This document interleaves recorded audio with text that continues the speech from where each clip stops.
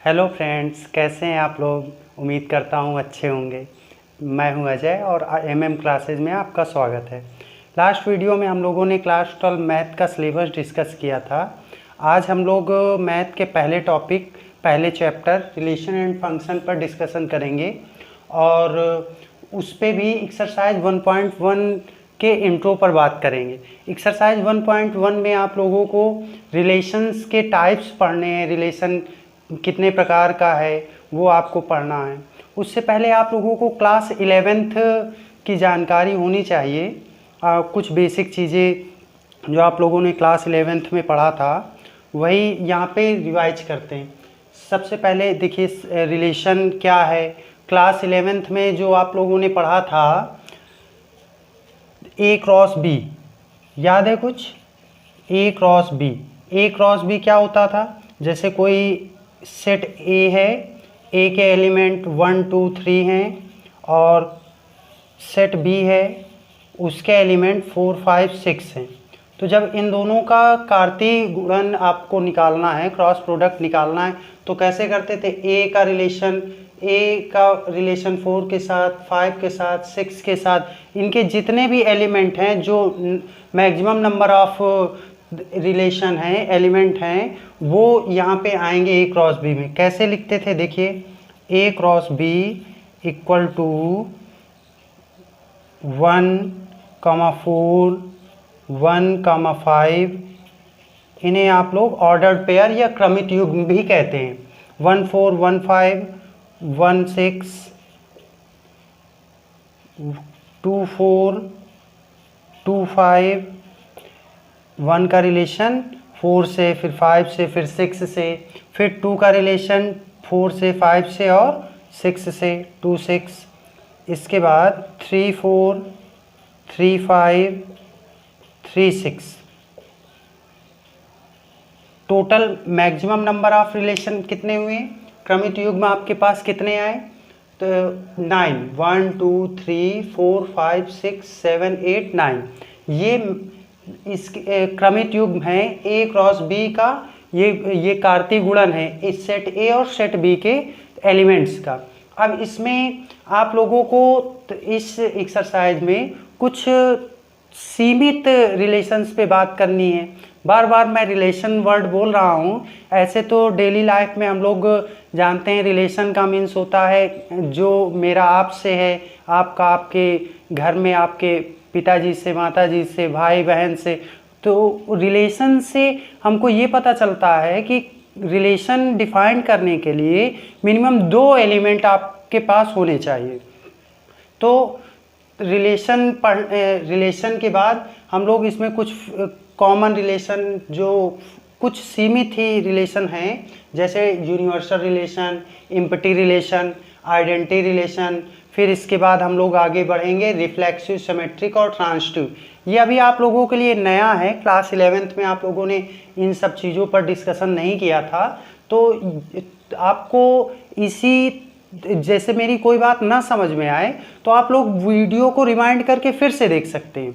और अगर कहीं प्रॉब्लम आ रही है तो कमेंट के माध्यम से आप मुझसे क्वेश्चन करेंगे, मैं उसका रिप्लाई दूंगा।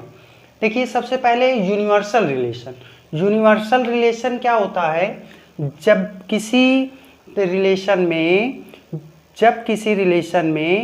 उसके सभी एलिमेंट ए क्रॉस बी के इक्वल आए। जैसे ए का बी से हमको रिलेशन डिफाइन करना है, ए का रिलेशन बी से, तो इसमें मैक्सिमम रिलेशन क्या हो सकते हैं? 9। कैसे पता?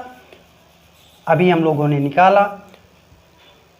तो नंबर ऑफ एलिमेंट इसमें सेट ए में 3 है, number of element in set B 4 5 6। तो maximum number of relation, maximum number of relation equal to 2 की पावर NA इंटू NB। ये नंबर ऑफ मैक्सिमम रिलेशन के लिए फार्मूला हुआ।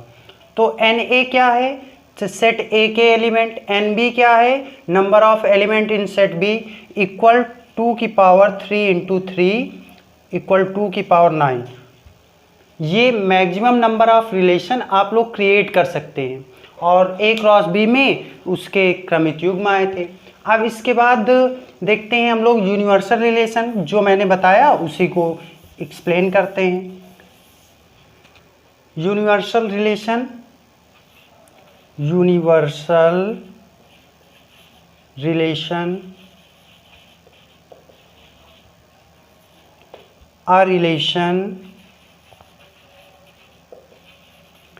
is said to be universal relation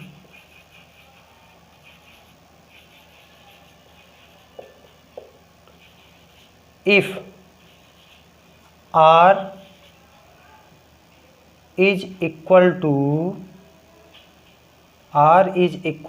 A cross B। अगर जो relation आप create करेंगे वो R A क्रॉस B के इक्वल है तो जो रिलेशन होगा वो यूनिवर्सल रिलेशन होगा। कैसे?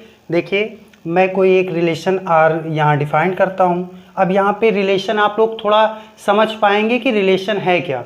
देखिए, R x, y such that x is less than y for every x belong to A and y belong to B। ये कोई रिलेशन है, आप लोगों ने 11th में पढ़ा है। ये कौन सी फॉर्म है, सेट की कौन सी फॉर्म है? ये है तो सेट बिल्डर फॉर्म। अब आपको आप लोगों को इसी सेट को रोस्टर फॉर्म में लिखना है। तो रोस्टर फॉर्म में लिखेंगे तो क्या होगा?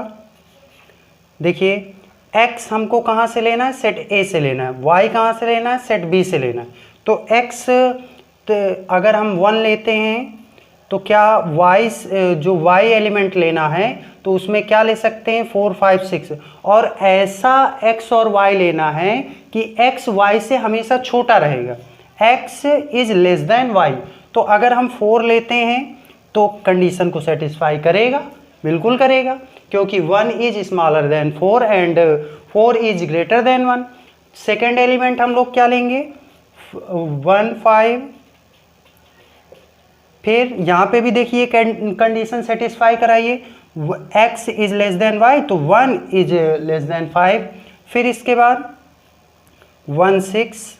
इसी तरह हम लोग और भी एलिमेंट ले सकते हैं। 2, 5, 2, 6,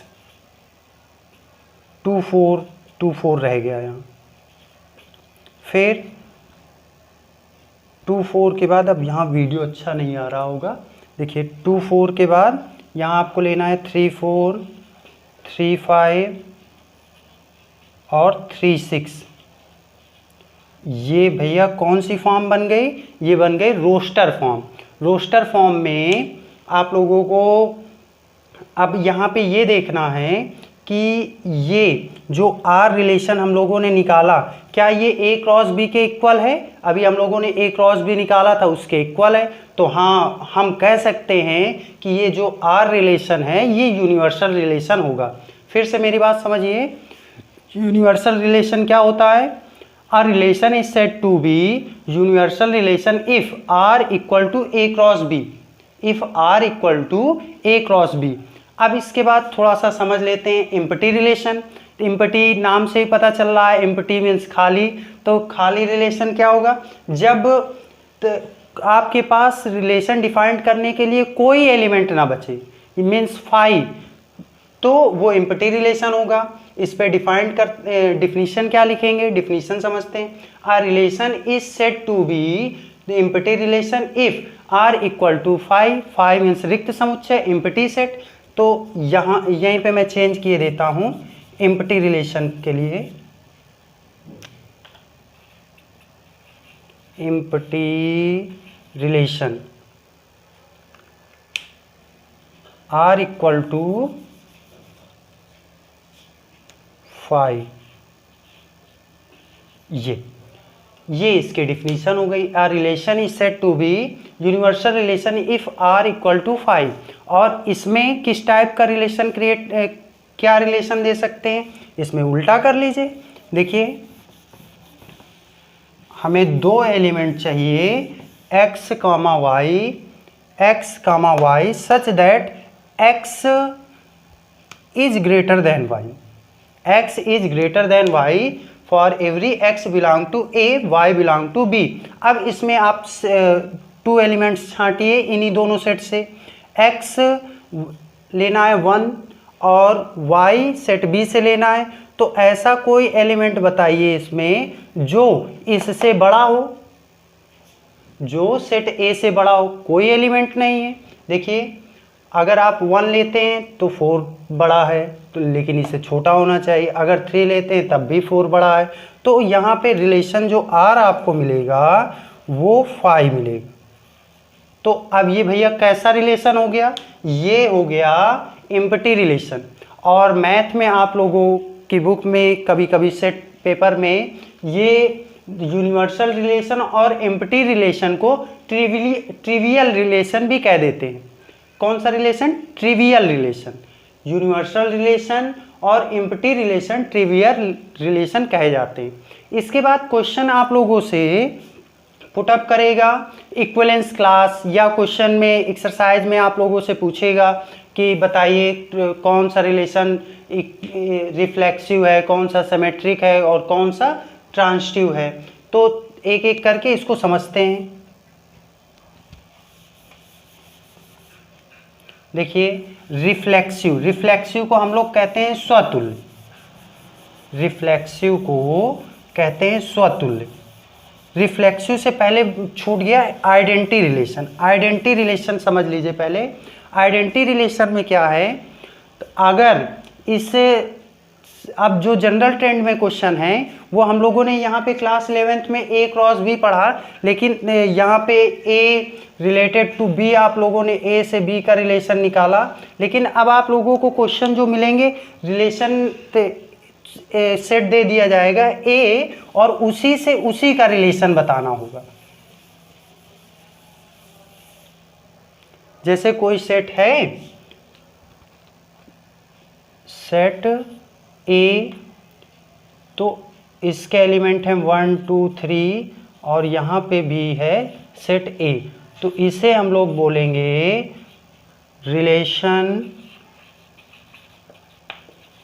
इन set A 1 2 3, relation in set A। तो ट्रिवियल रिलेशन के बाद आइडेंटिटी रिलेशन आप लोगों को पढ़ना है। आइडेंटिटी रिलेशन में देखिए सेट A आपके पास सेट A गिवन है 1 2 3, ये 3 एलिमेंट गिवन है।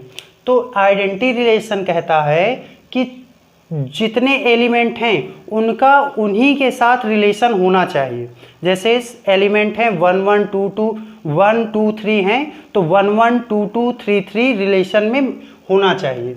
जैसे कोई R रिलेशन हमने ले लिया, तो R रिलेशन में 1 1 2 2 3 3, जब ऐसे एलिमेंट आपको मिलेंगे तब वो आइडेंटिटी रिलेशन होगा।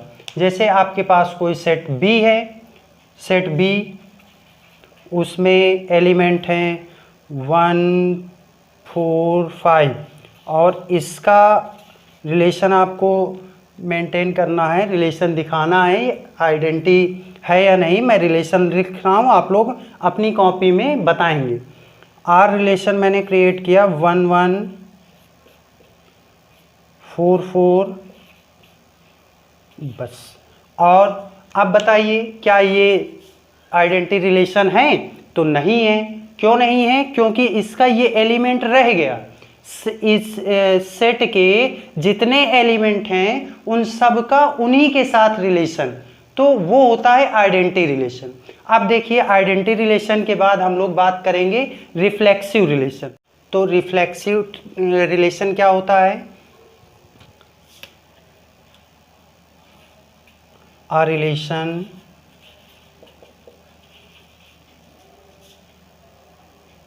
is said to be reflexive if every element of set A is related to itself and other also। हम लोगों ने आइडेंटिटी पे क्या पढ़ा था कि उसका रिलेशन खुद से होना चाहिए। जैसे एलिमेंट 1 2 3 हैं तो 1 1 2 2 3 3, और इसका 1 का 2 के साथ नहीं हो सकता, 1 का 3 के साथ नहीं हो सकता, 1 का 1 से, 2 का 2 से, 3 का 3 से, तो तभी ये आइडेंटिटी होगा। और रिफ्लेक्सिव में क्या है, 1 का 1 से, 1 का 2 से, 1 का 3 से भी हो सकता है, 2 का 2 के साथ होने के साथ साथ 2 का 1 से और 3 से भी हो सकता है। तो देखिए कोई रिलेशन रिफ्लेक्सिव कब होगा, यदि सेट ए का रिलेशन जब हम लोग डिफाइन करेंगे तो लिखेंगे R इज इक्वल 1 1 2 2 3 3, और अदर में आप लोग 1 2 1 3 भी ले सकते हैं।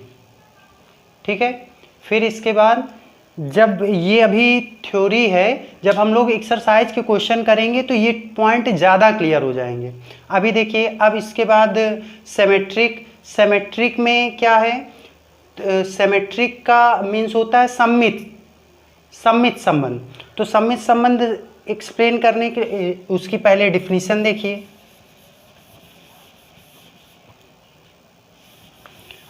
इसमें आपको लिखना है सेमेट्रिक रिलेशन, और relation is said to be symmetric, symmetric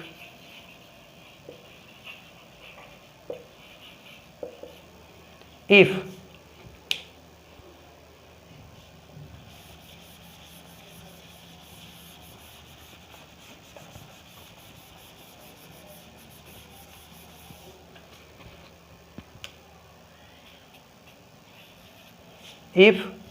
AA AB belong to R, then BA belong to R। यदि रिलेशन में AB है तो BA भी होना चाहिए, ये सिमेट्रिक रिलेशन है। जैसे अगर आपने कोई रिलेशन क्रिएट किया तो आपके पास एलिमेंट आया 1 2, तो इसका उल्टा भी होना चाहिए, 1 2 का उल्टा 2 1, तो ये सिमेट्रिक है, नहीं तो सिमेट्रिक नहीं है। इसके बाद अगर 2 3 आया तो 3 2 भी होना चाहिए, ये है सिमेट्रिक के लिए कंडीशन। और कोई दूसरा एग्जांपल लेके समझते हैं। कोई सेट B है, जैसे B सेट है, उसके एलिमेंट हैं P Q R।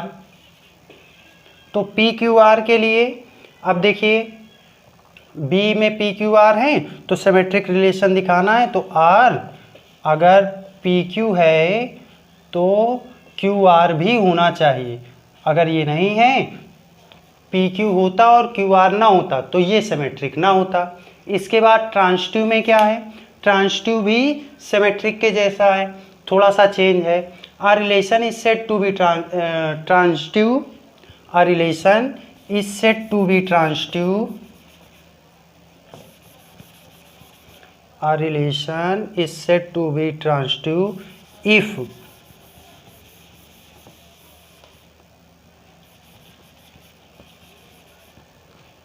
a relation transitive,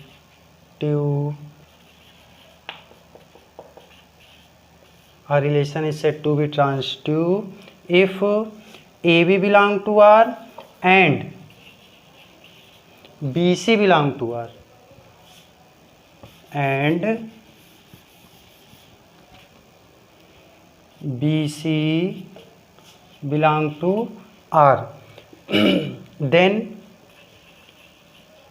AC belong to R, AC belong to R।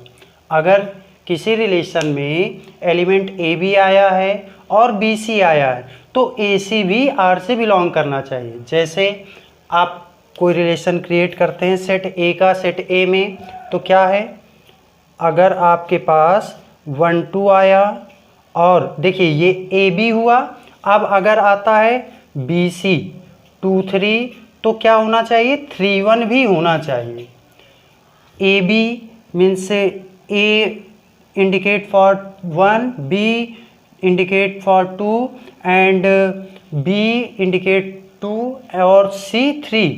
तो AB BC AB BC और अब AC ये आया, इससे ये रिलेशन ट्रांजिटिव है। और अगर AB आए और BC ना आए तो हमको CA को चेक ही नहीं करना।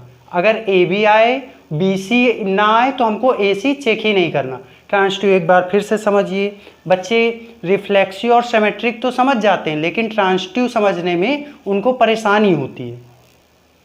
तो ट्रांजिटिव रिलेशन के लिए आप लोगों को समझना है, a relation is said to be transitive, यहाँ पे लिखना भूल गया मैं, ट्रांजिटिव राइटिंग पे आप लोग गौर नहीं करेंगे तो कंटेंट पे फोकस करेंगे। A relation is said to be transitive if AB belongs to R and BC belong to R, then AC belong to R। और इसको एग्जाम्पल के हेल्प से समझना है। कोई रिलेशन सेट A है 1 2 3, इसका मैंने यहाँ पे रिलेशन एक क्रिएट किया, relation R equal to 1 2 and 2 3, then 1 3 है, तो ये